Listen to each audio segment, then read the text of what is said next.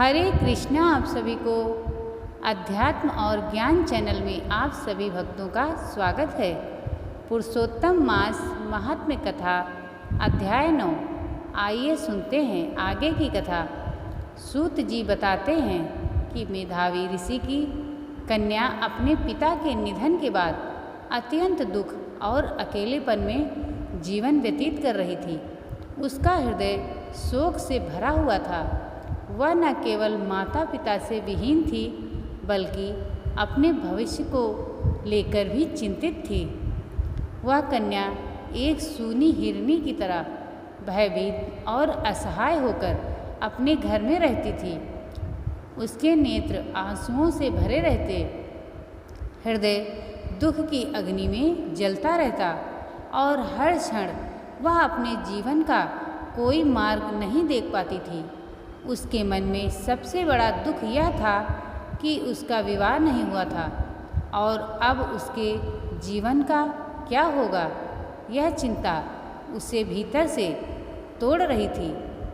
उसी समय उसके दुख को दूर करने के लिए दिव्य संयोग से महान तपस्वी दुर्वासा ऋषि वहाँ पधारे।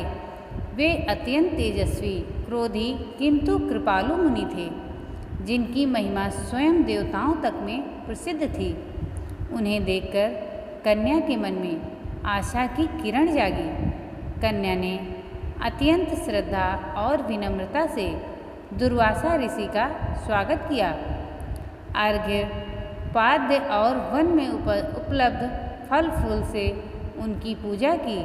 उसने उन्हें प्रणाम करते हुए कहा कि आज उसका जीवन धन्य हो गया, क्योंकि एक महान संत उसके द्वार पर आए हैं। उसने यह भी कहा कि शायद उसके पिता के पुण्यों के कारण ही यह सौभाग्य उसे प्राप्त हुआ है।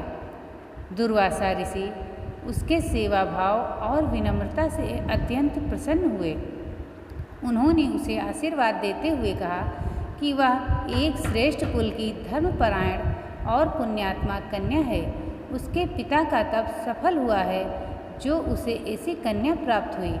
तब कन्या ने अपने हृदय का सारा दुख उनके सामने प्रकट किया। उसने कहा कि वह अनाथ है, उसका कोई सहारा नहीं है और नवविवाह होने के कारण उसका जीवन अधूरा रह गया। उसे यह भय सता रहा था कि यदि शीघ्र विवाह न हुआ तो उसका जीवन व्यर्थ हो जाएगा। उसकी करुण वाणी सुनकर दुर्वासा ऋषि का हृदय द्रवित हो गया। यद्यपि वे स्वभाव से क्रोधी थे, परंतु भीतर से अत्यंत दयालु थे। उन्होंने कन्या के दुख को समझा और उसके कल्याण के लिए उपाय सोचने लगे। अंततः उन्होंने उसे एक ऐसा दिव्य और सारभूत उपाय बताने का निश्चय किया जिससे उसके जीवन का दुख दूर हो सके और उसका भविष्य उज्जवल बन सके। बोलिए भगवान विष्णु की जय। अगर आपको ये कहानी अच्छी लगे तो वीडियो को लाइक और चैनल को सब्सक्राइब कीजिए। ऐसी ही ज्ञानवर्धक कहानी सुनने के लिए कमेंट करके ज़रूर बताएं। धन्यवाद।